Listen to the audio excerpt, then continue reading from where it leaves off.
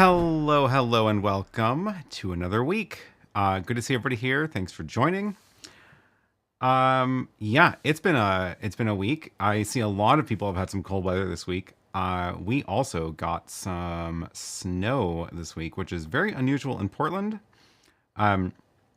If you did say hi in the beginning, then your weather forecast should be down in the ticker below.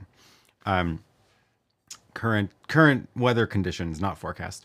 Yeah, we had some snow this week. It was like good solid 3 inches, which is very, very unusual. And it was like perfect snow. It was fluffy. It didn't turn into ice. And now it's raining today, so it's all gone. So, yeah, thankfully, we didn't even lose power. So that was nice. If you have a question, just a quick reminder, drop your message in the chat starting with the letter Q so that it filters it onto my screen. My camera is a little bit, normally it's a little bit, you can see a little more of that screen. That's funny. I wonder what got bumped. I must have bumped something. Oh well, it's too hard to move from here. Anyway, we've got a fun little bit of stuff to talk about today. I have a setup over here, which is the a GoPro wired up, and a new camera that I'm testing, from AVKANS, the AVKANS Go, and we're going to do a little side-by-side comparison because I think it's actually pretty cool, and I can show you how that works.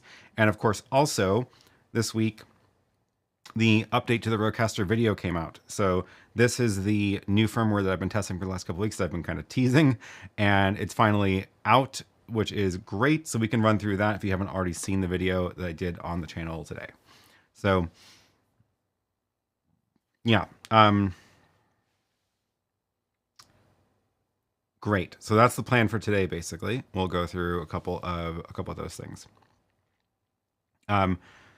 Oh yeah, and Clear Life Media has a very exciting update to share, which is that they were featured on the Blackmagic channel. So there's a little video about them and a write-up about their setup. I'll try to find the link. Where did I put that? I put that somewhere. Probably in the Discord. That's where it is. So I'll dig that up. But yeah, that's very exciting news. So, yeah, where was that? No, I can't remember what channel it was in. Well, somebody will remind me. Probably the Share Your Work channel. There it is. Okay, cool. Yeah, I'm going to grab this video link to share it. So cue this up for watching after the stream, of course. And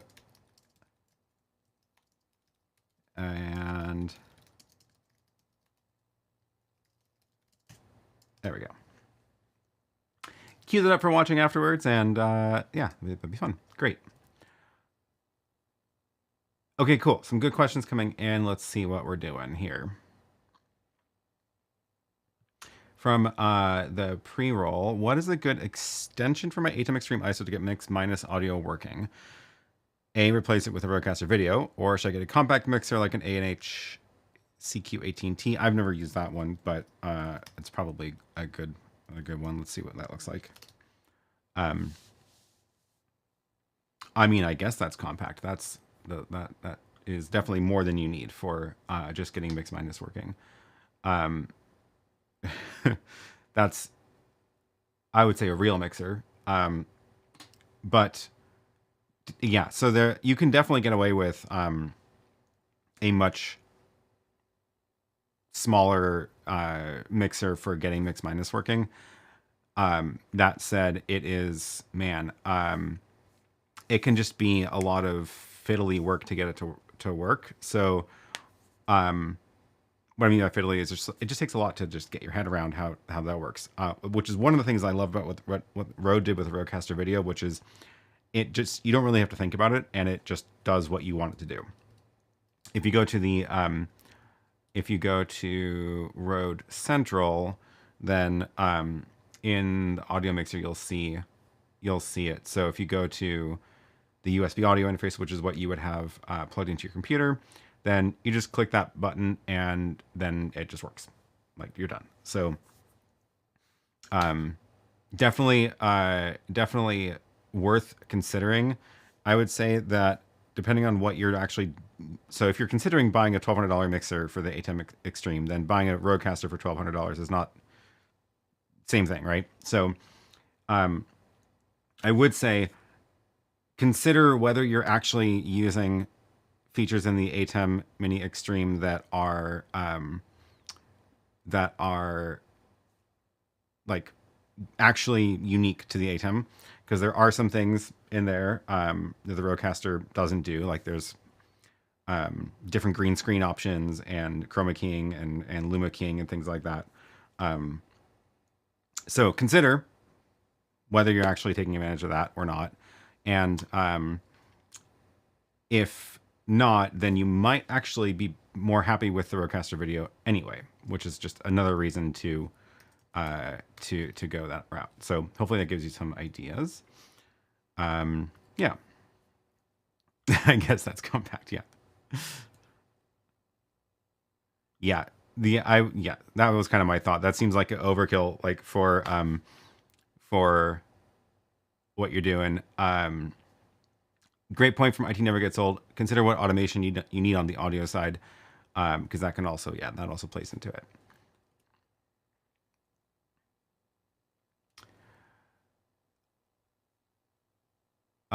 From Lorenzo, have two issues I need to solve. One of my ATEM Extreme ISO separated the audio ISO clips into two, and the resolve timeline is a mess. It never happened before. Oh, weird.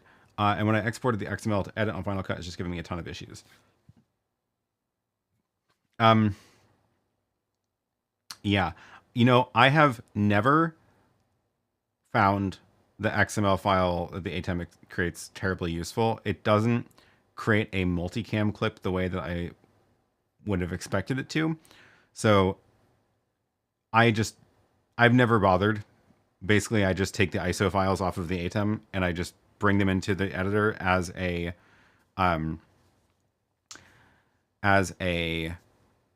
multicam clip, and then you can just re-edit the show. If it's really complicated and really long and you've done all the edits and you really care about it, then yeah, I guess you'll just have to deal with it. I don't know. I haven't bothered trying to use it just because I just don't think it's very useful, which is kind of a bummer actually, because it's a cool idea. But Matt says, if you're a sound guy like me, you prefer Mackie. If you're not a sound guy, go with Rode. Okay. Gwen says, I'm not an audio person, so audio routing is usually the thing that bites me when I don't have a sound person. Yeah, audio routing can be very confusing. I agree. Raphael says, have you had a chance to try out the auto switching on the RØDECaster video yet? Any plans to make a video about it? What are your thoughts on it so far? I sure have. I've done actually quite a few videos about it at this point. I'll drop some links in the chat. So I have a video about, I have two videos. It's comparing, oh, three. Yeah. So here's at the beginning, auto switching on the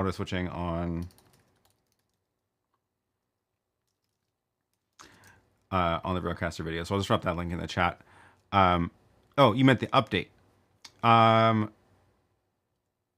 Yeah, so I haven't actually played around too much with it other than just kind of looking at it, but let me see. So the new things in it, let's go to, oops, that's not where it is. Auto switching. So the new things they added are the speed, and I have not actually, like, I should probably do an update with the same source clips that I used on the test video to kind of show how these change, how these work. And then the other one was, no, I guess that was it. Yeah. So yeah, I know I should do a video. I should do an update on that because I haven't really given it a full go.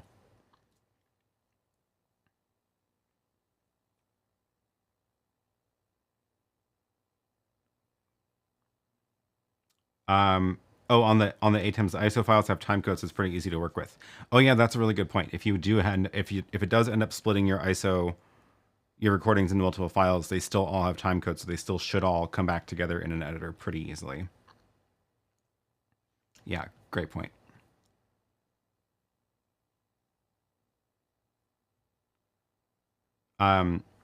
Yeah,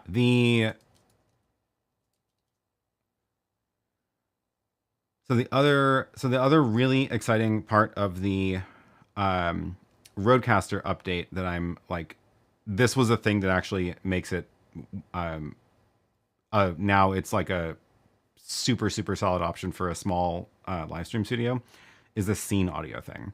So this is what was kind of making it not work for me for replacing Lily's studio with it.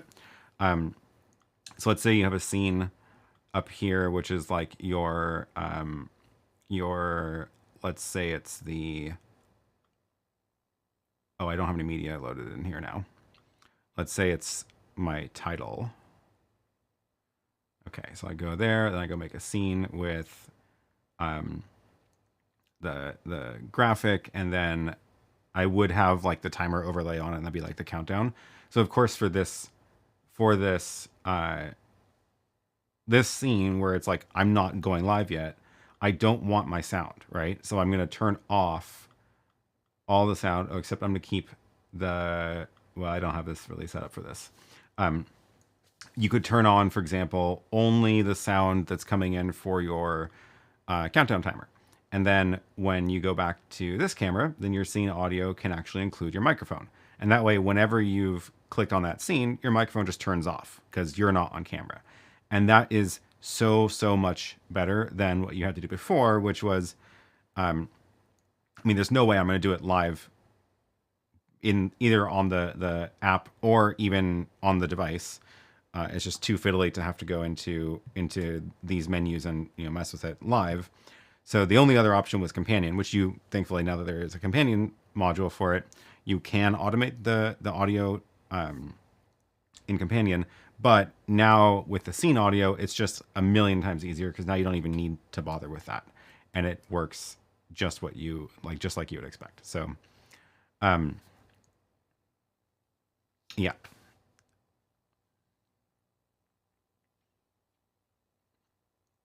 Cool. Okay, let me scroll back through here.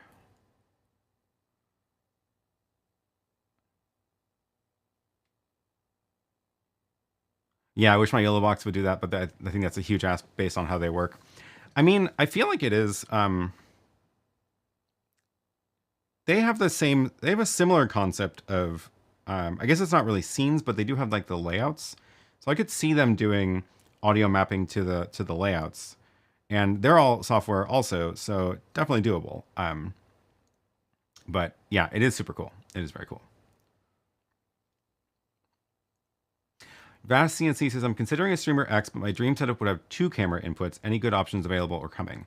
Yeah, this is this was the weird thing that about the Streamer X when it first came out, because it's like, it's clearly a capture card, an audio interface and capture card, not a video switcher, right?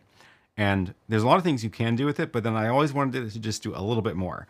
So I did a couple of videos about it, a couple little rigs that you can do with it. But yeah, I agree. I wanted a second camera input. That'd be really cool, right? And then they went right from that to the RØDECaster video, and it's like a huge jump. So jump in features and in price. So one thing you can do is, actually, I have one of these down here somewhere.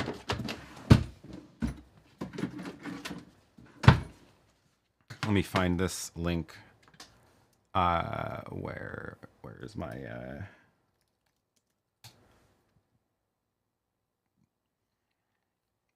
oh, and I've also broken my send to chat button, so this takes longer now. The OSEE OSEE Gostream M2. This little box is a neat little utility that is also not very expensive. It's like usually 99 or 129 or so. And this is basically a 2-input capture card or switcher. Either way, you can use it either way. So you can use it You can use it as a capture card, or you can use it over HDMI out. And it has these little layouts, which are kind of silly. I don't really care about doing the layouts like this, but it's just got nice big buttons here, 1 and 2. So you could use this ahead of the Streamer X to do your camera switching here. And the nice thing about this is that it's just so cheap. So this could change what camera is going into the Streamer X. And that way it's like a cheap way to upgrade the Streamer X into a 2-camera interface. So that's one option. Otherwise, yeah, you're basically looking at going to something that's going to be a lot more expensive and just bigger things. So like RØDECaster Video, or use the OSEE Gostream with a 4-input switcher, or you could use the Director Mini because that gives you 2 inputs, but that's just like a whole different way of going, and there's no audio interface on it. So those are some things to think about. IT Never Gets Old says, it's clear to me that you really need to use Rode Central with the RØDECaster Video to do anything more than scene setups and switching. Yeah, pretty much. Rode Central is, I would say you don't need it to operate it once you're set up, but it's very necessary to do a lot of your setup. So you can do basic scene creation from the panel here. So like if I go,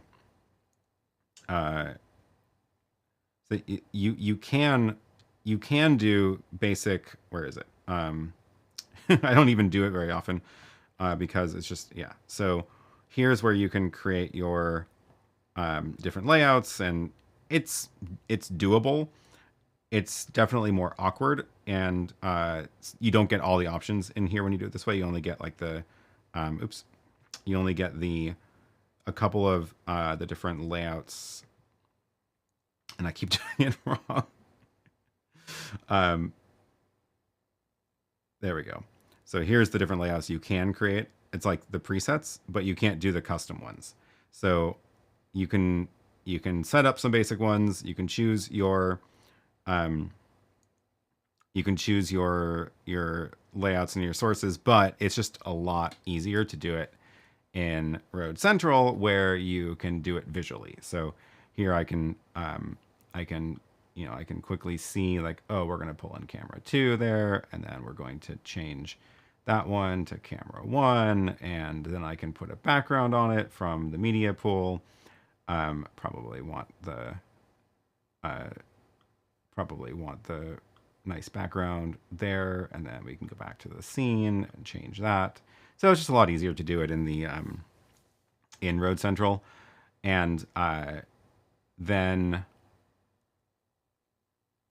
then you also get the actual customized layouts. So here's where you do custom, and then you can actually just like drag these around, which you can't do from the panel. So if you wanted one of these to be like, totally custom layout, then you're going to go in here. And this is also, it's just easier to manage. So once this is all set up though, you can do all your switching from here, because then these scenes get saved into these buttons, and it's pretty straightforward, just pushing the buttons to load the different scenes. So I don't mind it. I think it's like actually pretty reasonable split functionality. You're not forced to use the software to control it, but you do need to use it just to create, like, set up your show. And it's so fiddly. Oh, good question. Wood turning tool sources. Does it remember the setup media and scenes between power cycles? It does. Thank goodness. So you can go and fully customize everything, get it all working. Get your, where is it? Is it this one? Yeah. So here is the layout I was just creating, and then turn it off, turn it back on, and it will quickly boot up to exactly the place it left off. So there is, I can actually, here, why don't we try that really quick? I don't want to do that from, I don't want to make it totally go black when I do this. Let's do it this way. So I'm going to turn it off,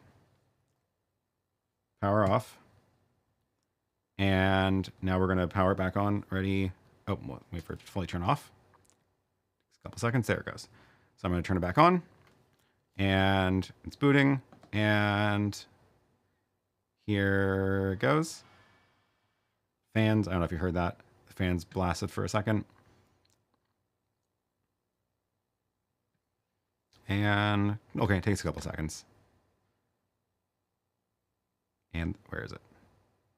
There we go. Uh-oh. I saw it for a second. I might need to unplug the HDMI really quick and plug it back in. Sometimes that makes it negotiate. There it goes. Now we're back. So you can see it kept the scene. It kept all the settings. Everything is back. Not quite as fast to boot up as an ATEM, but still that wasn't too bad.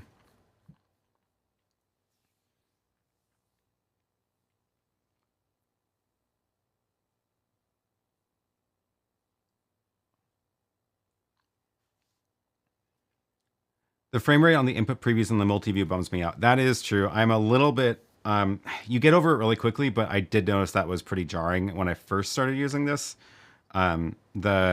The main one up here, this is full frame rate, like full real-time speed, but the previews down there, they're definitely like, the camera ones are like, I don't know, 5 frames a second or something, and then the scene previews update slower.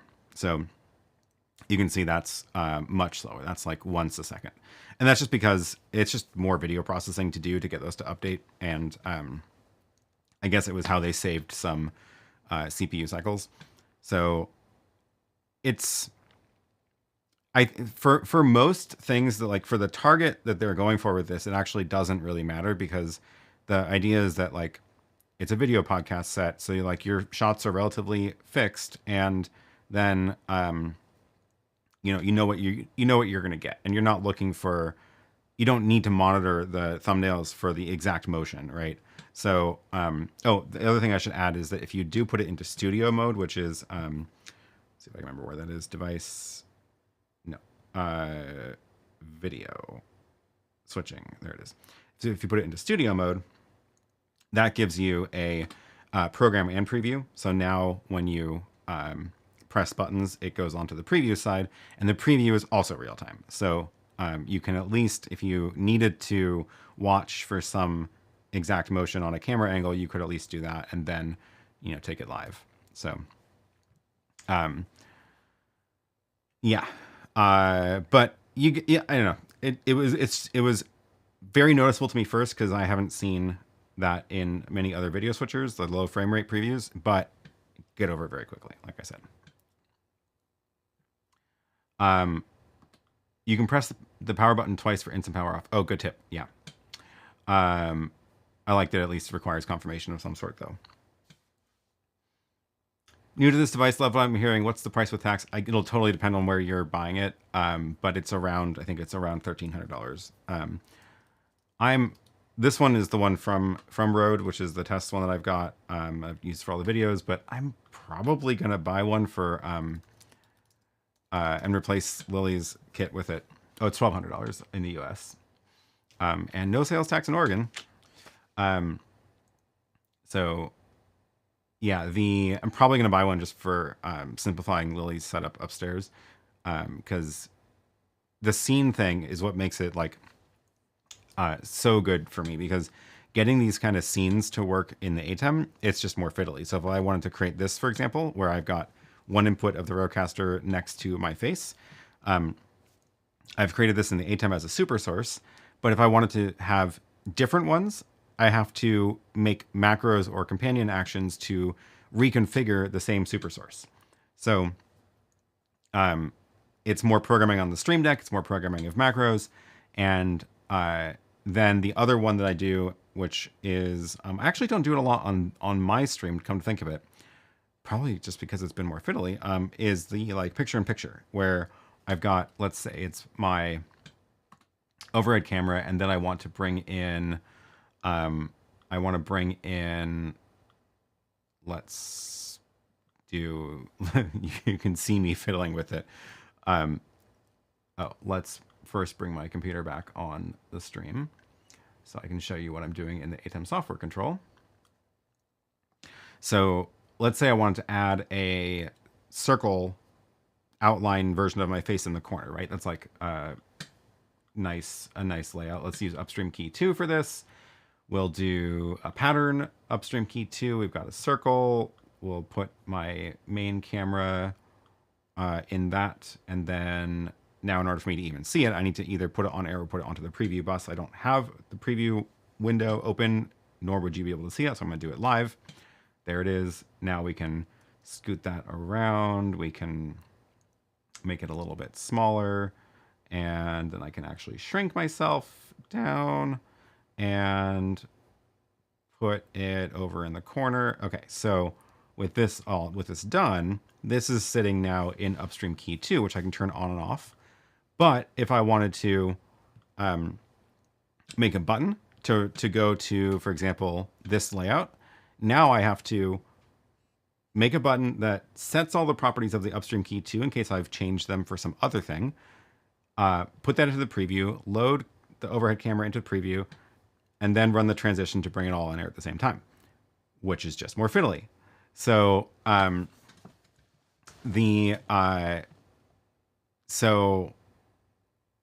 no way in the ATEM for me to take this and like be able to instantly recall it reliably. So what ends up happening usually is like if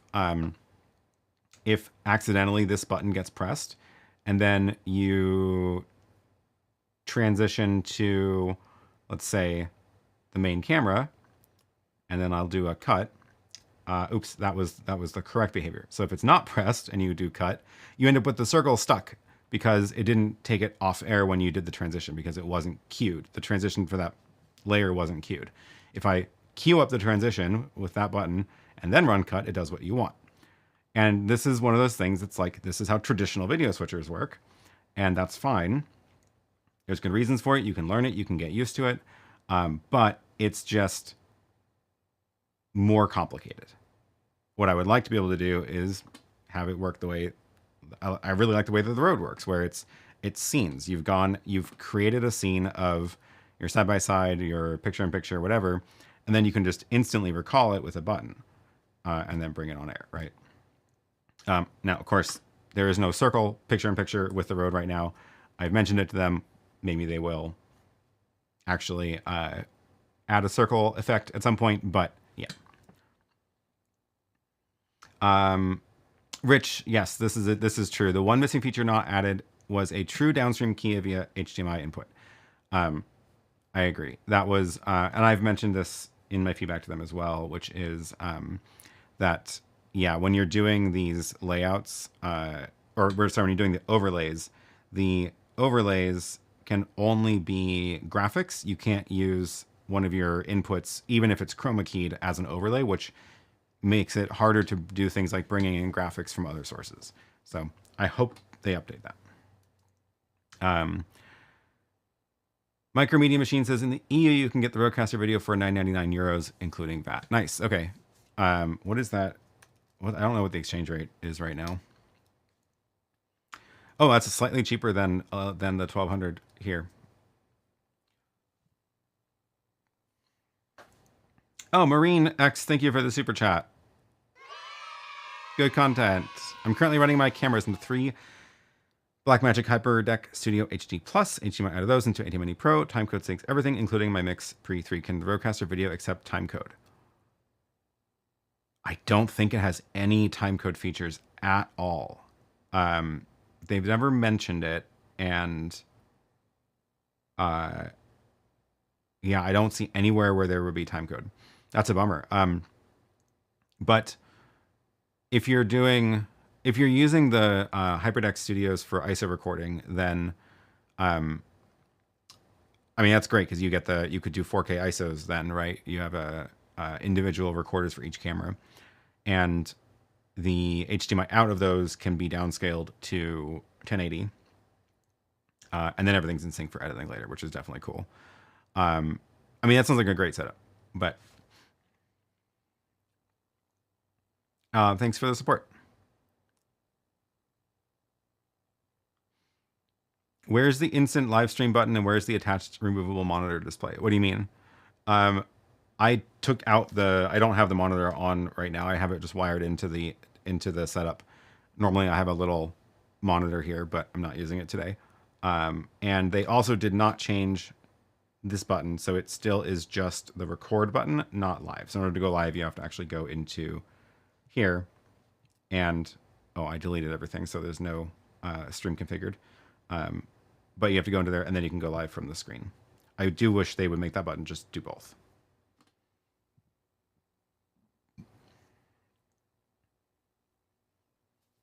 Yeah, this is a good way to phrase it. Blackmagic took what the pros do and they made it affordable. RØDE and YoloBox made it work for a single person. Yeah. So the Blackmagic, like, ATEMs have been around for a long time, and that's definitely, it's even the more affordable version of even more expensive pro switchers, even like the Constellation line. But those are definitely, like, they work the way traditional switchers work. But the YoloBox and the RØDECaster and even the Director Mini, they just are fundamentally different. So, and I think they all did a good job. I wonder if we'll see scenes in the ATEM Mini V2. I wonder.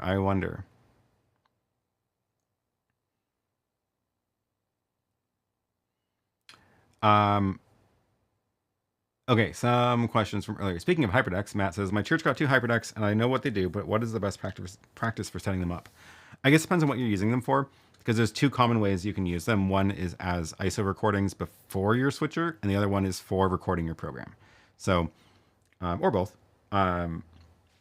So one option is you want to record all the camera angles. So you plug your cameras into those first, and then the output of those go into your switcher. That way you have the ability to record whatever was happening in the camera directly. So it's like adding an ISO recorder into the mix, which is very useful when you're using a Constellation, which doesn't have any recording features. The other way is you use it to record your program, in which case you're feeding the output of your switcher into a hyperdeck. And you can use 2 of them for redundancy. You can record program or like a backup camera output. So a lot of different ways you can use it. The other thing, of course, they can do is video playback, which is just another use for them. In which case, you can link them into the ATEM where it is triggering. Where is it? Here it is. So it looks like I do have one of them connected. Which one is this one? Oh, it's that one. So this is, I'm able to actually choose a clip that's loaded on an SD card or from the network and playback, record, change the speed. And then you can also use this to auto play, which again is like something that the RØDECaster video can just do by itself now without having to chain these devices together. But this is, that's just another use of it.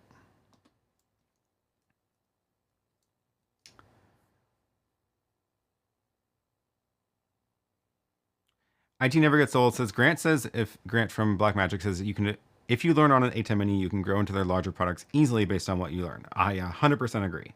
It is the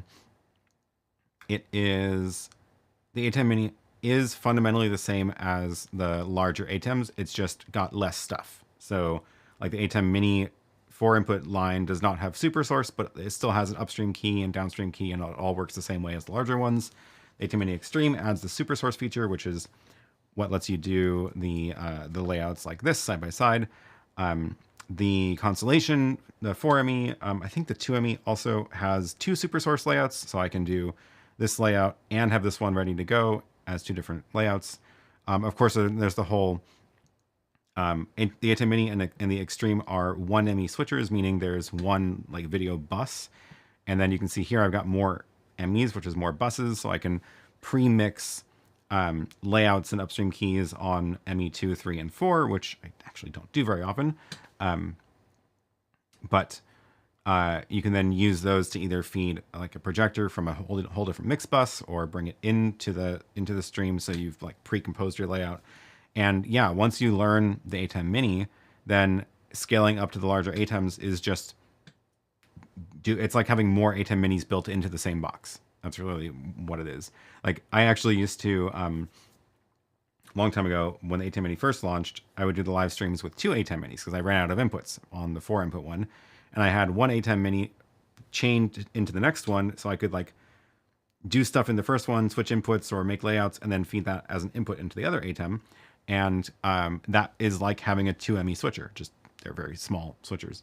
And that was, yeah, that's a good example of like, you can just grow into that ecosystem. And I think it makes a lot of sense. But if you are never going to need to go into like a broadcast studio and you just want a simple way to have a home kit, the RØDECaster Video does an awful lot of things, and it's a lot easier because it does not work like those ATEMs.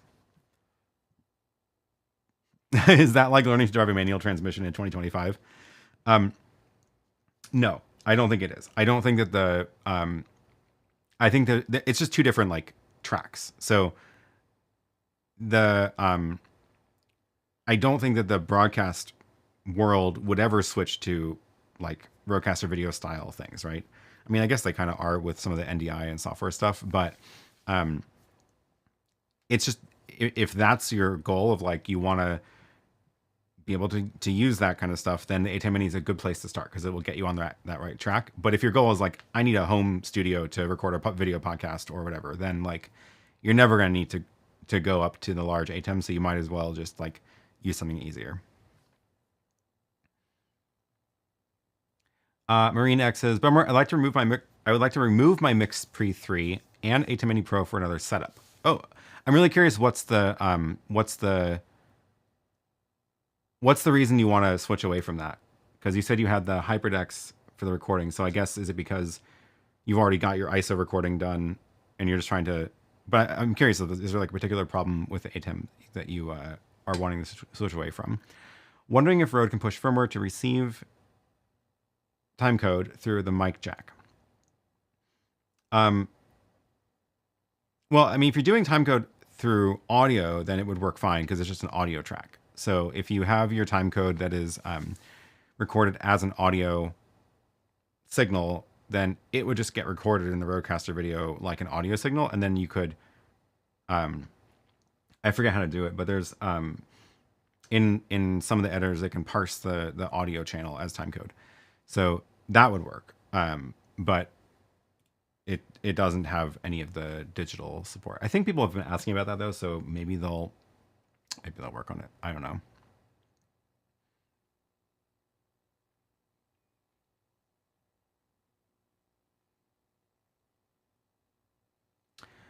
Michael says, I noticed that I cannot watch your live stream if I have restricted mode turned on in my YouTube settings. Are you aware of any changes on the platform that causes this? I don't even know what restricted mode is. I've never heard of that. Yeah, no idea. Patrick says, I find the ATEM Mini Pro is the best recorder. Any other recommendation for an affordable, reliable HDMI recorder?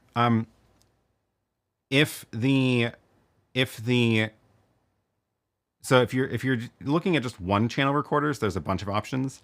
If you're looking at multi-channel, there's basically no other options other than the ATEM Mini Pro ISO. At least no other options anywhere near the same price point. So a stack of HyperDex will work. That's not affordable.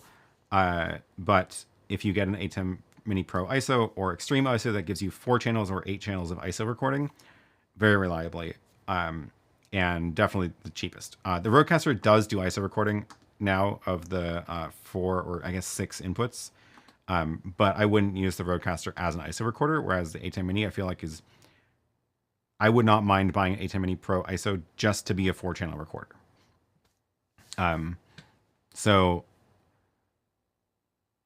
But yeah, I haven't seen anything else anywhere near the price point. So I always forget the current pricing. The ATEM Mini Pro ISO is $500 for a 4-channel recorder, which is $125 per channel, which is definitely the cheapest you can get. Yeah.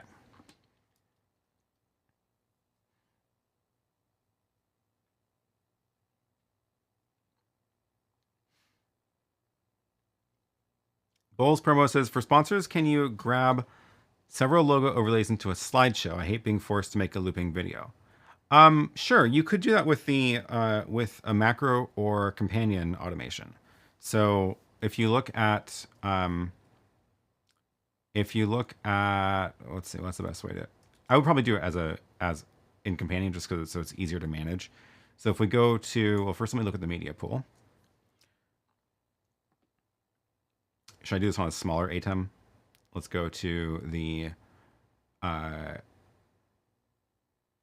this is the one that's actually encoding the stream right now. Am I going to mess it up if I do that? I think it'll be fine. So this is the SDI Pro ISO. This is the one that's actually encoding the stream, pushing to YouTube over SRT right now. But if you look at the media pool, I've got a couple of graphics in here, so I can make a automation to cycle through these. So we can pretend these are sponsor logos. Here's the active media player. So right, normally I would like drag that over here and drag that over there. So basically what we're going to do is we're going to automate that. So if we go into companion, let me go grab a empty page 85. So here, let's say sponsor loop. So here we're going to, let me make sure I'm actually connected to that ATEM. Should be, yeah, ATEM SDI. So of course it is, because that's how I started the stream. So if we go media, player set. Ooh, there's even a cycle source. What does that do? Oh, look at that. That might be a little bit too risky because you don't necessarily know what's in your media player. So let's do it manually. So I noticed that was called media player set source. And here we're going to choose which one it loads. So sure, still number 1. Then we're going to, this is new in companion 3.4, but now the way you delays is actually a lot nicer. So let's keep it on the screen for 3 seconds. And then let's duplicate that, pull it down here, and load still 2, okay? And then we're gonna do 1, 2, 11, and 5. So I'll just copy this and do that again. So now wait. 1, 2, 11. Oh, the other trick is that you can actually collapse these so that it's easier to navigate and see your whole stack of actions. So let's copy the wait and that one. Wait another 3 seconds and then go to 5 and then wait another 3 seconds. So now if I do this, let me actually bring it into an upstream key so we can see it. So speaking of upstream key, let's use the DVE media player 1 and see what happens if I turn that on. Yeah, so this is actually, that's the little media player. So if I push the button in companion, it should start cycling.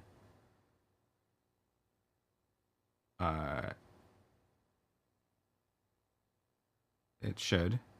Why is it not? Oh, geez. That's the wrong ATEM. That was supposed to be ATEM SDI. So I need to redo that.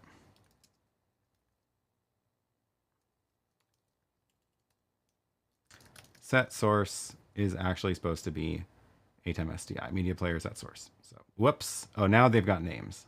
That makes more sense. So let's replace that. Delete that one. Set source. Delete all these. Oh, don't delete that one. Copy that down here. Here. Okay. Copy that one down here. Make it that one and one more down here. We'll make it that one. And then we can, there it goes. 3 seconds and it should flip. And then, yeah, so now it's just cycling through the different graphics. Can we make it loop? I think I can make an action here that will press the button again. Press and release this button.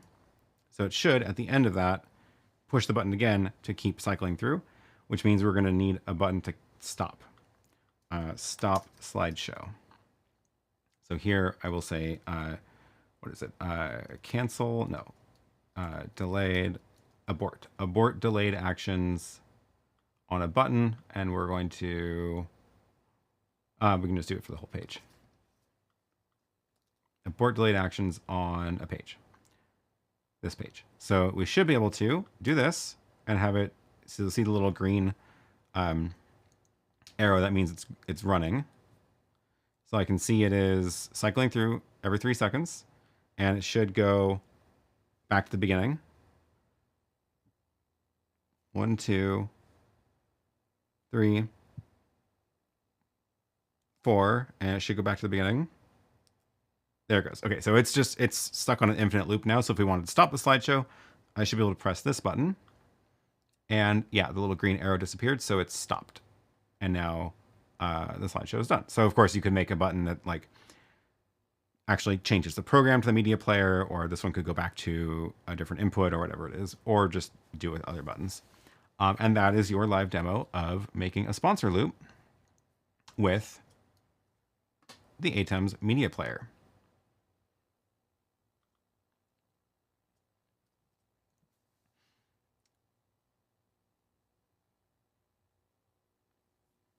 Where was I? Okay.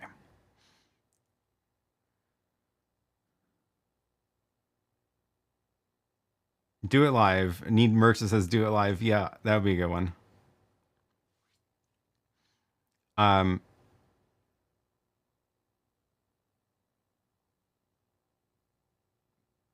Cool. What was that question? Ah, there it was. Okay, cool. Let's see. Marine X. Is there a way to get my computer to see each Blackmagic HyperDeck Studio HD Plus as a unique name in my streaming software? All three say Blackmagic. Oh, you can name them, but I don't know if that changes the USB. If that changes the USB name. Let's see. Where do we set the name? I've set the name on mine so that it. Where did I do that? Let's see. I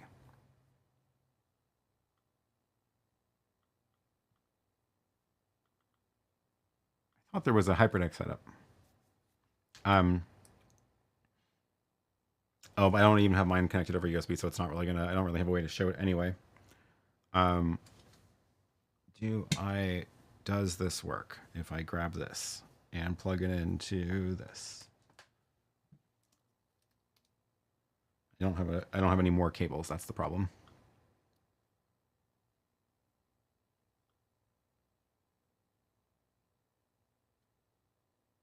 Yeah, that's not working. Sorry, I don't have a good way to test this. That is another option, though. You're right. Is doing your bringing all the HyperDecks into your computer and doing switching in the computer.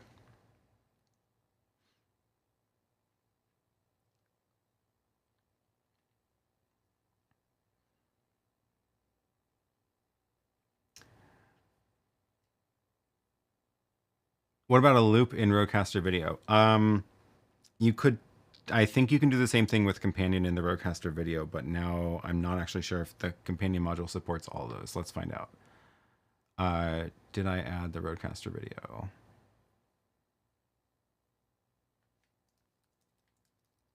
Where did it go?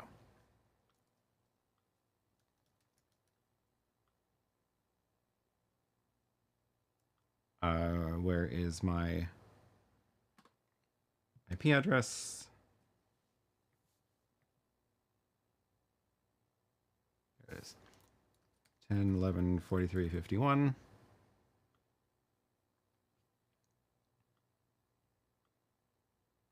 And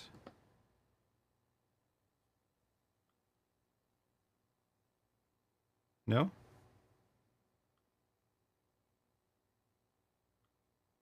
There it goes. Okay. RØDECaster video. Let's see. Do we have the same?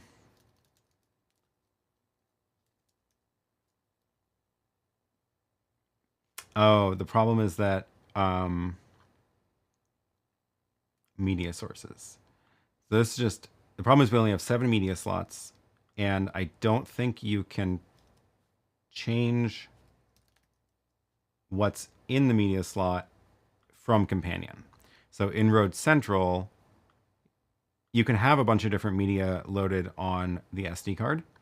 And then let's go to my media thing here. And like I can put these in the 7, but there's no Companion option for doing that drag into these slots the way there is in the ATEM. So it can't really do it other than cycling through the like 7 that are loaded, which is probably not enough. So for that, I would just make a video with the sponsor loop, because you can play a video back from the RØDECaster as a source, and I feel like that is going to be a better option there.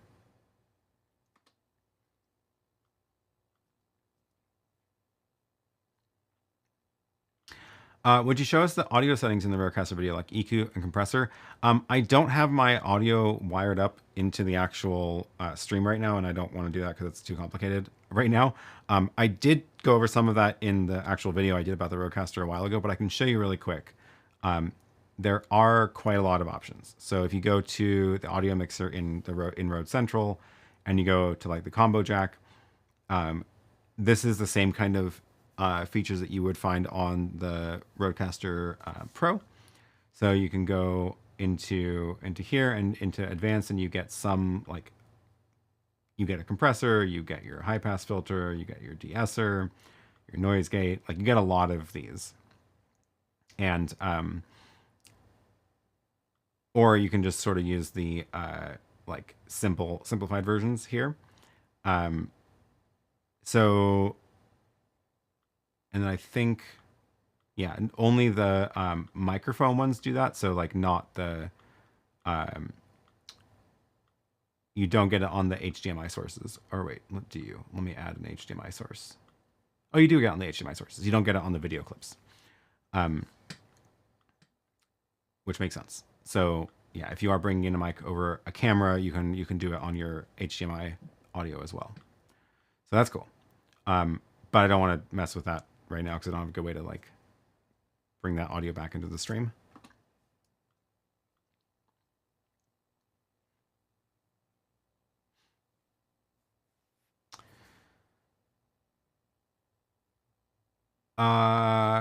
Great.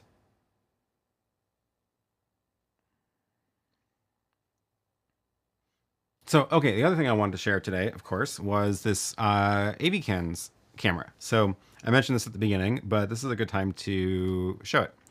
So this is the AVKANS Go, which is, you can see it's like slightly bigger than a GoPro, but kind of similar size. There is a battery inside.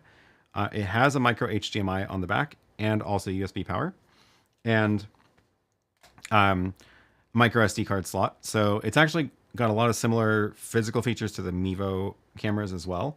But I wanted to compare it to the GoPro because the price of the AVKANS, and let me grab that link. I should be in the description actually, but I want to put it in the chat so that we get timestamps.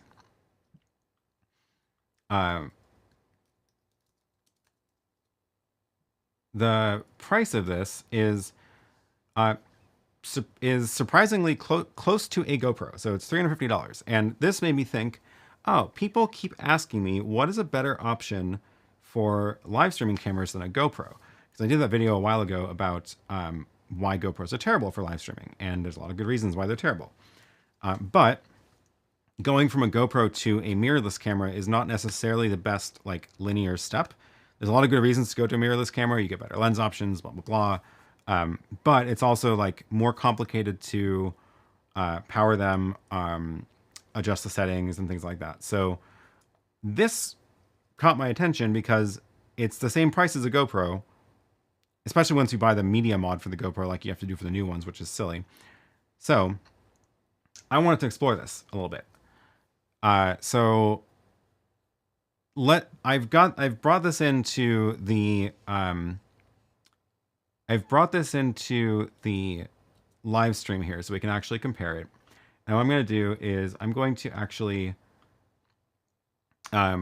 show you the side by side. So first of all, any guesses which of these is the GoPro versus the AVKANS camera? The left one or the right one?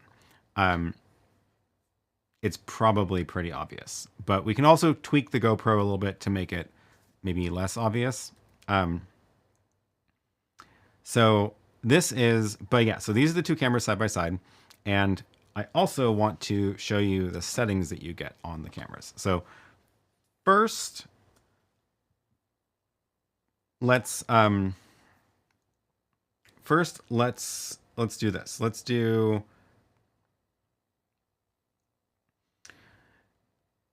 so with the AVKANS camera, there is an app that you download which will pair with the camera over Bluetooth in order to modify settings. So there's no screen on the camera.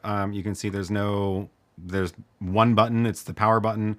There's no screen. So you do have to use the app in order to configure it. And that is, I guess that's the big difference between this versus like a mirrorless camera where all the settings are on the back of the screen. But this can be a plus. Oh, we've got some guesses coming in. GoPro is on the right because of the wide angle. GoPro on the right, more wide angle and contrasty. Yeah, you're all absolutely correct. So the GoPro is the one that's super wide. But I can change it. So do I have a way to undo this without this going crazy? So this is also one of the problems with the GoPro that I want to talk about. When the GoPro is plugged in over HDMI, the screen is off and you can't do anything with it. So effectively, it's like not having a screen once it's plugged in over HDMI.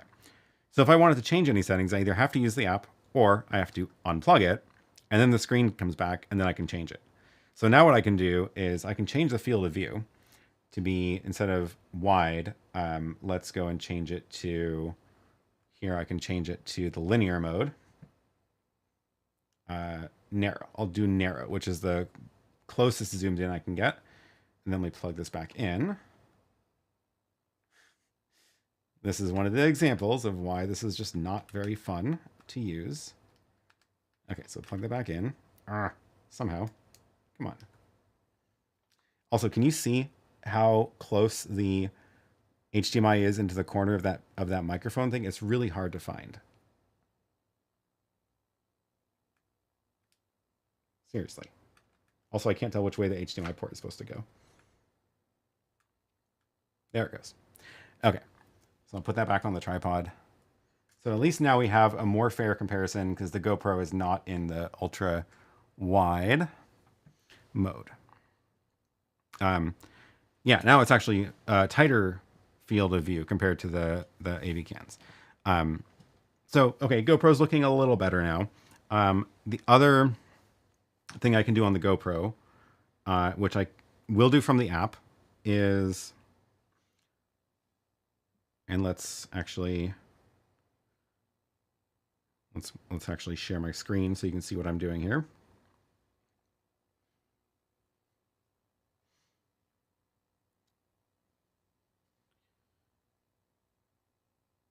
Okay, so here is the GoPro app. Here I can also change the field of view. So this was, that's the narrow. Here's linear, which is still pretty wide. Narrow is the most normal looking, not like a GoPro look. So we're going to keep that. There is also hyper smooth I've turned off because I don't want it to add delay to the output. Then there are also settings I can do for like the color. So we can do flat color, which makes it less contrasty. And now it's actually looking very close to the other one. It's a little bit too flat in my opinion. So vibrant is too much. I don't think I want to go vibrant, but I can at least change it to natural, which looks okay. It's a little bit contrasty, but it's about as good as we can do. We can change the white balance. So I would also recommend setting the white balance manually. Otherwise you don't know what you're going to get. So that's too much. Let's go down to like that. Okay. So that's about as good as we're going to get with the GoPro, right? So let's go over to the AVKANS app and then I'll show you what you get with that. And I'll get to this question in a little bit because yes, it does. So let's switch over to the AVKANS app, and then I'm going to click on this little plus. It's going to connect to my network, and it's going to search for it on the Wi-Fi. There's the device. And next step. Great, now we're connected. So now I got a little preview of it, and this is actually, I think if I connected multiple cameras, I'd be able to actually treat this kind of like a live switcher and go live from the app. So, but I'm not going to do that because I only have one camera connected, and I just want to show you the camera features. So let's go back to, let's actually just go to the, yeah, this is the GoPro, this is the AVKANS. Okay, so let's just go to this full screen so I can go in here and show you all the options that we've got in the camera for adjusting the picture quality. So here we've got the zoom and focus. So it's on autofocus right now, so I can show you the back of my phone and it should autofocus. Yeah, that's pretty good. Zoom. First of all, this camera has an actual optical zoom. So if I zoom in, this is not digital zoom, at least for most of the 3X. So I can, if I wanted to compare this, if I wanted to make this a better side-by-side with the GoPro, I can zoom this in just a touch to get to about the same, oops, too much. It's a little bit touchy doing it on the app, but come on, there we go. Let's, yep, that's about, okay, about the same field of view. And then the other settings we get are all under this image settings button. So here we have a lot more control. Here I've got contrast, so I can go like that, and now it looks more like a GoPro. So I'll adjust that down. We've got a brightness. We've got saturation, so I can go black and white. I can go, how far do I want to go? That's too much. So I want to go probably something like, maybe that's a little bit not enough. That looks pretty good. We've got a sharpness setting, so I can go, do I want it to look like, do I want it to look like less sharp on the details, or do I want to go over sharpened? This is probably too much. So somewhere in the middle is going to look good. Okay. And then WDR is wide dynamic range, and you can kind of see what it does if I go to the extremes. It's not only brightening the shadows, it's doing some changing of the highlights also. But you can kind of just play with it to see it where it lands as to what you like. We've got manual white balance or auto as well. So here I can go make it, I can adjust the white balance based on how my lighting looks. I think it looks decent around 4800.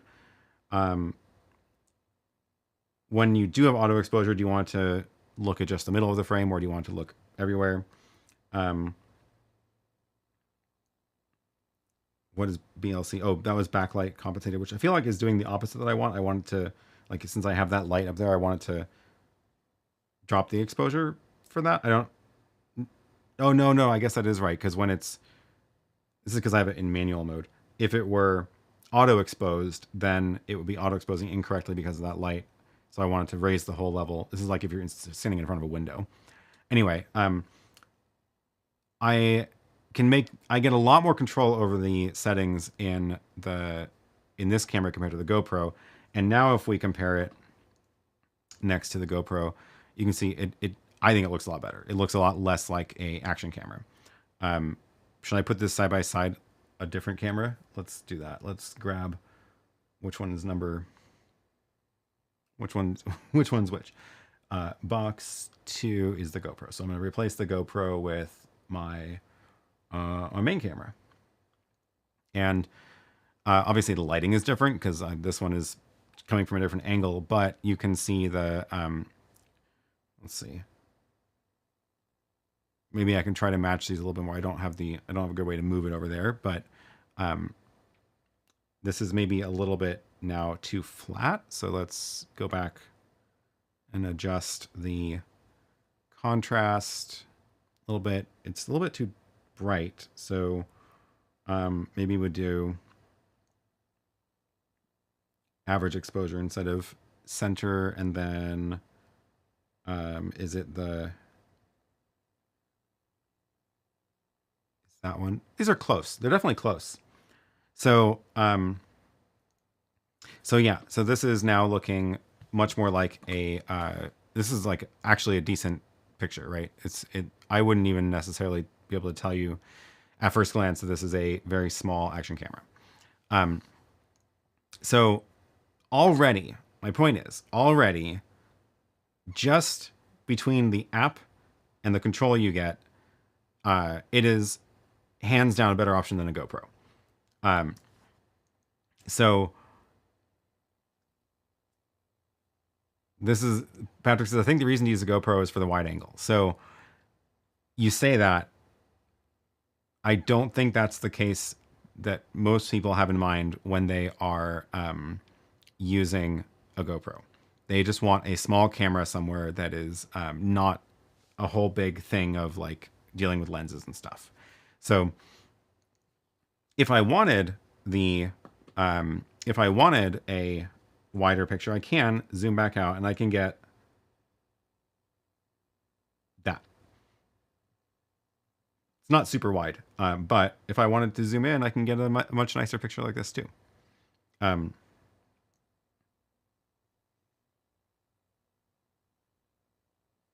So yeah, if you want ultra wide, then yeah, go with a GoPro. But otherwise, there's no reason to use a GoPro. PVE says it'd be nice if they had numeric values on the camera settings. That was I literally wrote this email to them yesterday. I was like, I feel like I want numbers here so I can see what I'm doing. And they were like, yeah, it's coming in an update. So keep an eye out for that soon. Is it PoE? So not built in, but there is, so there's no Ethernet jack on it, but there is a USB. And for the USB port, I do have a PoE adapter plugged in. So it is, it's a USB PoE adapter, the same one that you can use with the OBSBot cameras. And it will, so that actually is powering the camera and giving it a network connection. So now we get to the network features. What I've been showing you is at the HDMI port. Oh, and somebody before we get there, Andrew asked, how is the latency compared to the Panasonic box cameras? So I can actually show you, because this is the Lumix camera here, and that is the AVKANS over there. So here we have, it is faster. Do you see? Yeah, it's less latency than the Panasonic cameras, which is that's good.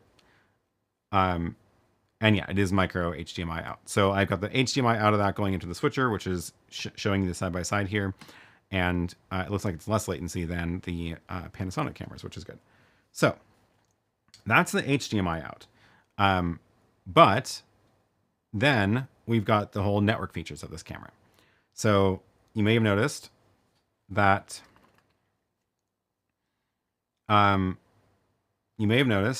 in the app, I've got, I'll show you this again. I've got NDI settings and I've got SRT settings. So there's two different ways you can get your video out of this over the network. And now I do have the USB output set to PoE, so that means I have a wired network connection here, which is always a better option if you have the ability to wire, to do a wired network instead of Wi-Fi. But this does also get on Wi-Fi if you want. But I've got NDI. You can set the resolution of your NDI feed here, and then I don't ever use the advanced settings, because I just use the simple one LAN version of NDI. But it's showing me the IP address here and the name that it appears on the NDI network. So I can now pull this up in other NDI as NDI sources on other devices, or SRT. Again, I can choose the resolution of the SRT feed, and then it'll show me the SRT address here. So I'll pull those up in a second. A couple of questions here. Are there more manual exposure tools than you just showed? Exposure is still too hot. Let's see. Let's try to adjust it. Is it a little bit too much? I guess it is a little bit. So let's see. Let's go to image settings. So exposure is set to average exposure right now. I can do regional exposure. Do I get to choose the region? No. Or central. And there's backlight compensator, which is not what I want. Brightness is, let's see. Let's just go to all auto mode. Is there auto mode? Let's go to defaults. Boom. Wow, that's weird looking. Auto. See if that makes it look any better. No, it's probably getting confused by my pink wall. Scene selection, indoor. Nope. Okay, we're going to do static color temperature and fix that there. That looks better. It is a little bit hot. Okay, so let's see. Contrast. If we up the contrast and lower the brightness, is that better? Maybe. But this is it. This is, oh, and then WDR. So if I up that, it makes the darks a little bit brighter. It isn't really changing how hot the picture is. Yeah, it's interesting. I don't see a can't really bring it down. It's a little bit hot, I agree. I'm sure they can tweak this a bit, because I agree. Lola AI denoise. It has been a thing for a long time now, but everybody renamed it. I agree. I 100% agree. It is an audio denoise feature. Yeah. Average exposure looked okay. Yeah, what did I just change it to? Central? Average? Central? Looks about the same. Yeah. We'll see if they can tweak it. They've already shipped several updates to this, so I agree, it's a little bit hot. Can it be an SRT caller? No. So right now it's just an SRT listener. So back to the SRT settings. So it is sitting there on the network, ready to be pulled into. So it does not have the ability to push an SRT feed out from the camera. It is a listener right now. I don't know if maybe they can add that in an update. So let's go over to a computer and try to pull it in somewhere. Let's grab it from, let's say, what are we going to pull from? Do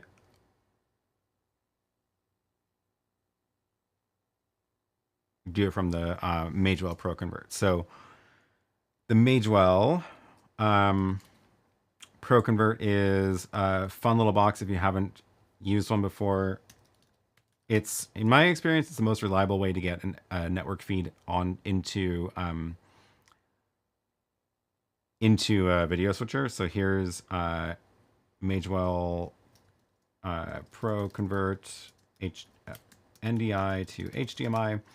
I like this one a lot because there's no fan inside. It's silent, completely silent, and I have the SDI version, but HDMI is basically the same.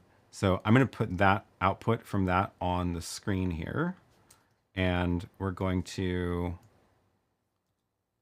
put that in an upstream key. Should be there. Okay. That border is overkill. So that box is the output of the Magewell ProConvert, and if I show you the web interface for it, then it's already discovered this on the network. So here's the other PTZ camera from them, but this one Q03 is the NDI feed from the AVKANS. This is going over the wired network, so this is the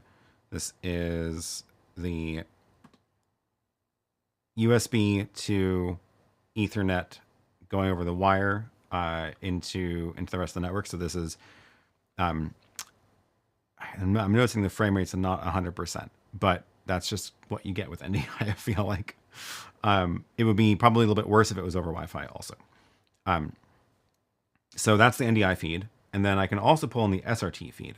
So I can go back here and I will have to look at the SRT settings. So I can go grab SRT and I can say AVKANS Go. I will make this the caller, and it's going to go and connect to 10.11.202.37, which is the IP address of that camera at port 1026. And I think that's it. Let's click go. And let me just make that black. Okay, and then we're going to pull up that SRT feed, hopefully. Oops, that's the wrong one. That's the one. There it is. Okay. So this is the SRT version of the feed. This actually looks smoother than NDI to me. I'm not seeing the same frame drops. What do you think? So now the little box here is the SRT version of the feed from the camera, which I think is doing a good job. So two different ways to pull that into the stream.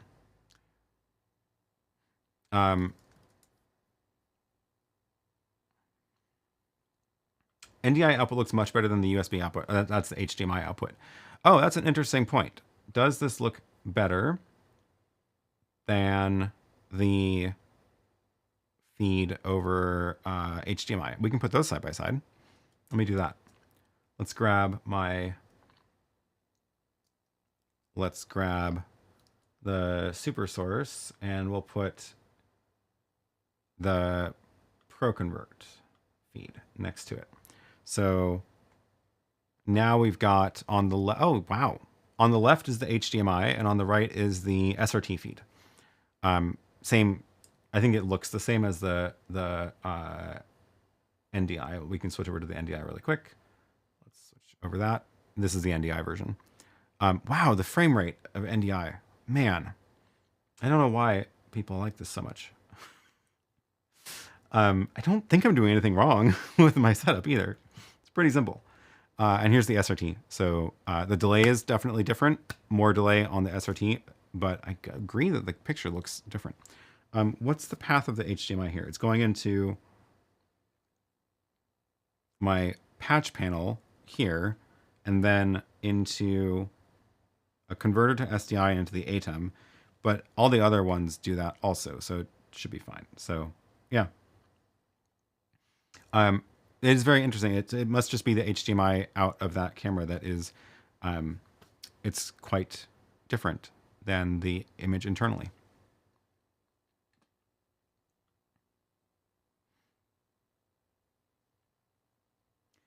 Would putting the camera on a separate VLAN help with the frame drops? I don't think so, because I don't think my network is terribly at capacity. So I don't think there's not a lot of other stuff going over the network anywhere near that bit rate of NDI. So, and all my switches are like beefy switches. Is it possible to connect this camera via USB to the RØDECaster video? Ooh, interesting. I haven't tried that yet. Let's find out. How do I do this? I need to... Do I even have a cable long enough for this? I don't know if I do. Maybe this one will work. Almost. I'm gonna have to move this a little bit. So if I pull out the USB from this, then it's going to lose my network connection, but it should be fine on Wi-Fi. That was the USB. Good. So I lost the NDI feed, which makes sense. Let's grab this USB cable. I don't know if this is going to work. This could be an extreme letdown, so hold your breath. Or don't hold your breath. Maybe that's the right one to use. Oops. Okay, webcam 4. Is it going to work? Is it going to recognize it? Nope. Nope. It does apparently not send the right format USB. Oh, wait, no. There's a setting. PoE adapter. Now I need to change this to be UVC. I forgot about that. There we go. Disconnected. Let's see if it lets me reconnect. Searching. Oh, it also disconnected the HDMI. Why did it do that? It's interesting. I feel like let's just plug that back in. Maybe the camera is rebooting or something. Yeah, there. Now it's back over HDMI. So, well, it was. I see it here again. It's reset the colors. And it's set to UVC. And, oh, it is in the RØDECaster. Look at that. Fancy. Where's the RØDECaster? That is the terrible colors. So let's fix the image settings. There we go. Looks like it didn't restore the white balance when it rebooted. So yeah, now that on the right is the very, very close AVKANS camera. Cool. Well, that's exciting that this works over USB. I feel like there haven't been that many USB cameras that work with the RØDECaster, but this one does. So very cool. It did lose the HDMI again, though. Let's see if that's consistent. It should be showing up in camera 3 over HDMI. Let's see. Maybe UVC turns off the HDMI out. Let's try that. Let's unplug the UVC and see if HDMI comes back.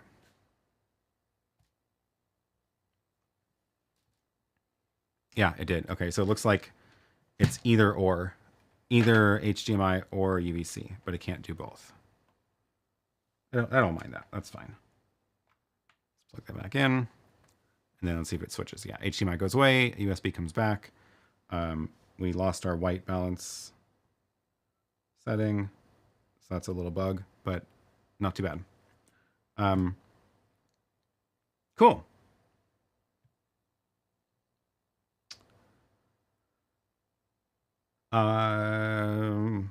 That's exciting. It could be full range versus video range with the highlights. That could be what's going on with HDMI out. You're right. I will pass on that feedback to them. Have I compared the OBSBot tail air with the AVKANS Go? I have not. I just have it side by side with the GoPro right now. And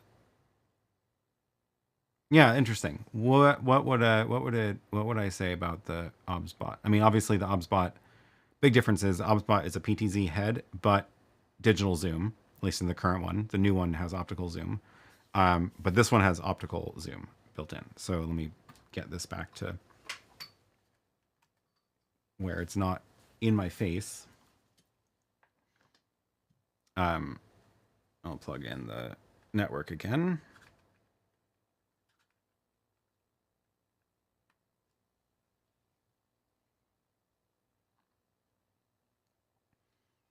And fix the white balance. There we go. So now we've got the, why did the GoPro go away? Oh, it wasn't the GoPro. It was the Magewell ProConvert, which has not figured out the,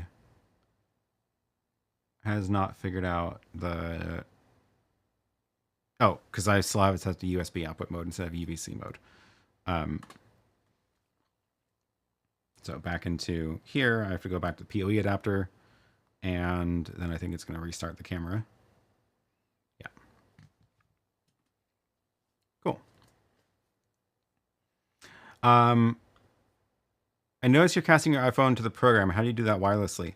I think I have a video about that, but the short version is I have an Apple TV sitting in the rack, and the iPhone can AirPlay to things around the studio. You can actually do it with a computer now too, because you can AirPlay from your iPhone to a computer.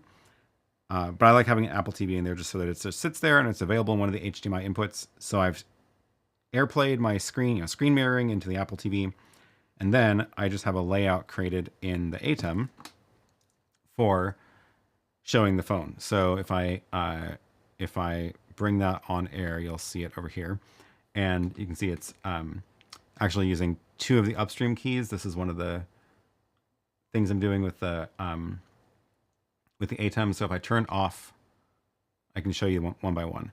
So one upstream key is just an image, and it's just the border of the phone. That's upstream key 2, which is showing this photo from the media player, which is just my graphic I made with just the outline of the iPhone. And then underneath that is the Apple TV cropped. So if I turn off the crop, you'll see it's the phone's being shared into like the middle of the screen. Let me connect a camera so that there's actually something there. So layer 1 is the upstream key 1 is the Apple TV. There it is.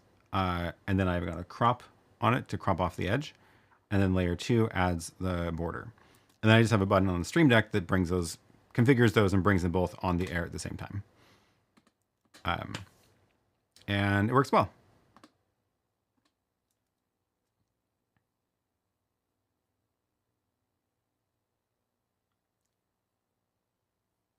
I know you developed your own pop-up chat. I see on one of the camera angles the controls page split into sections. What are the sections? Yeah, so you know how I say when you have a question, put your start your message with Q. That's because if you start your message with the letter Q, it goes into this column, which is my questions column. And then here I've got, if I manually want to make sure I don't forget one, I can move a message over into that. So like sometimes when people say stuff in the beginning, I'll push messages over here. And then if this is your first time joining the stream, hello, your messages show up in this special area. Thanks for joining. Ace Point Backgammon, 876 Streets. And Drum Cat Now. Don't forget to link the Magewell box. Oh, I did that already. It is in the chat. It's this ProConvert NDI to HDMI.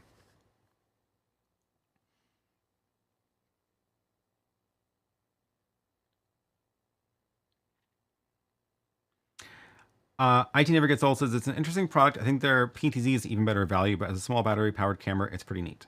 I think there's the different uses for them. I agree that the PTZ camera, which is over here, is very good value. It is this one, which I can actually move around with the Stream Deck. I should be able to. What happened? Did I lose the connection? Oh, I think my Stream Deck broke before before the stream started, so everything is broken. Yes. Normally I can do that, but yeah, if you want a PTZ camera with a long optical zoom, this is definitely like the cheapest decent quality one you're going to find.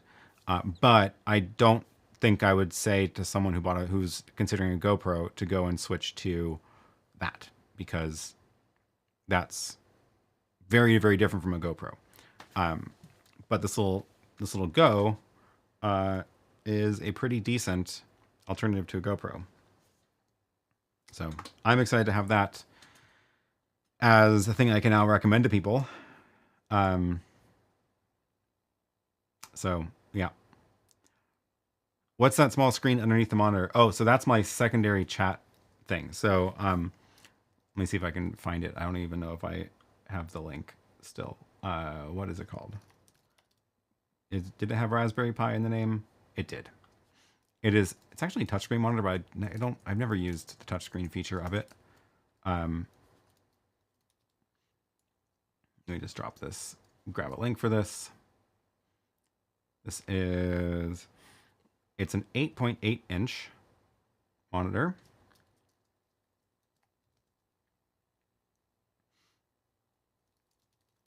And essentially what it is because when I am doing demos of something on my screen, I'm sharing this screen into the stream. So if I'm doing like this, then whatever's on my screen is going onto the live stream.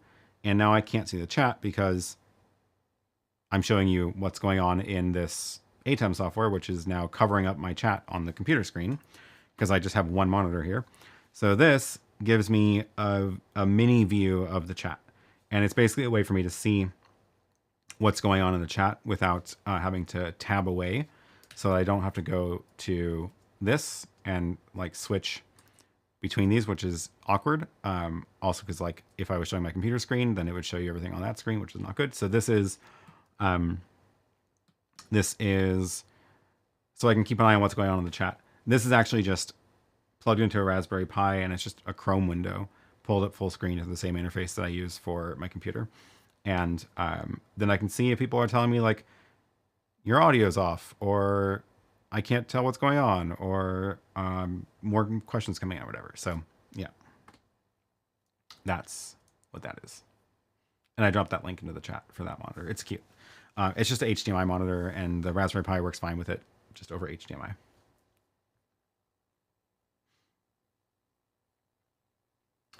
Matt says, I think the new OBSBot Tail 2 PTZ is better for home office studio. Yeah, so the new OBSBot, I don't have that one yet. I think they want to send me one, but I need to go confirm with them. It's this, so it's slightly different shape than the original one, but it also has a lot more ports on it. It's got HDMI, SDI, LAN, PoE, mic, line, RS-232. It's got everything on it. It's also a lot more expensive. It's $1,000, right? So I'm sure it's good, and it's also got optical zoom. Thank goodness. So this, I mean, sure, this is a great camera, but it is not $350. So I think what the other one, I should do a side-by-side comparison of the yeah, the other one is also like $350, the PTZ camera, which is this link. Yeah, $350 or thereabouts, which is this one that's sitting up here, which again, not the picture quality you get out of a mirrorless camera with a good lens, but still pretty good and certainly good enough for $350.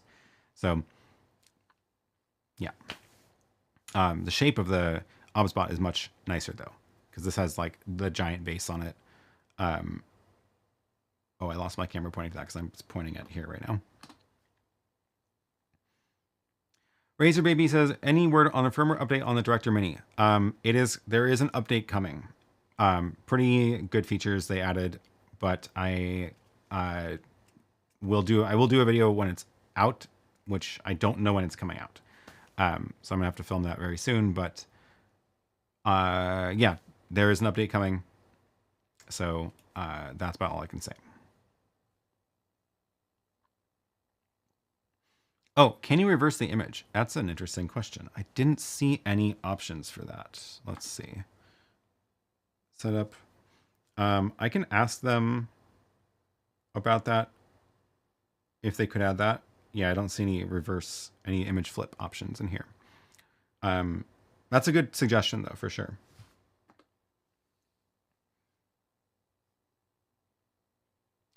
Grish says we need a drummer cam. Might be a perfect fit. The AVKANS Go. Yeah.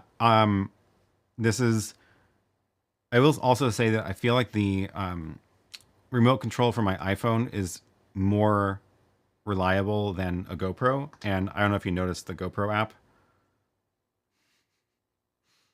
I feel like the GoPro app, like when you launch it, it's like, oh, here's a new feature. Oh, you should get your premium subscription for 50% off. Okay, you go over to here and it's like, there's just so much stuff on the screen. And this is even when I'm connected. Like, I don't want to download. I don't want to set up auto upload. I don't care about any of this. I just want to control the picture. and it's just annoying. Anyway, don't get a GoPro for live streaming.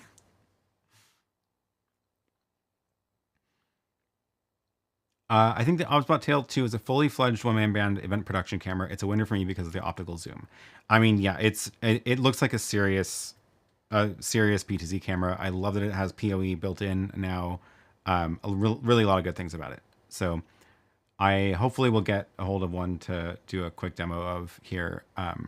But we will have to wait and see.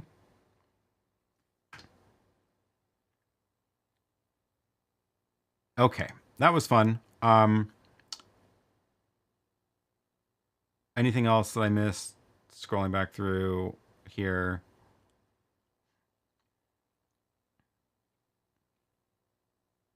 What's the minimum focus? Thinking about it, if it might work for piano keys close-up. Oh, yeah, cool. Let's see. What is the minimum focus? Let's go to that, and it's in autofocus mode, so... Wow. That's like almost macro. I don't know how I can show you. Okay, there, I finally found the max. Here, this is how close I am. I don't know if you can tell. It's like 2 inches away. It's a little bit out of focus.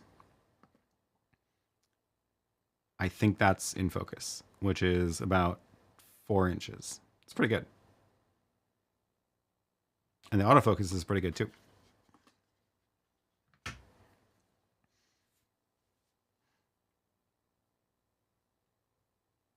Yeah, that is a macro lens. That's more than I was expecting, frankly. Yeah, I think the real advantage here is that it's just so tiny. It's this is maybe better side-by-side comparison of it compared to the GoPro. It's bigger than a GoPro, but the GoPro Plus Media Mod is not small anymore. So, also, I'm pretty sure, I haven't tested, but I'm pretty sure the battery on this is going to last way longer than a GoPro because the GoPro batteries are tiny. So, yeah, that gives you kind of the side-by-side. Yeah, it could work well as an overhead camera too, for sure.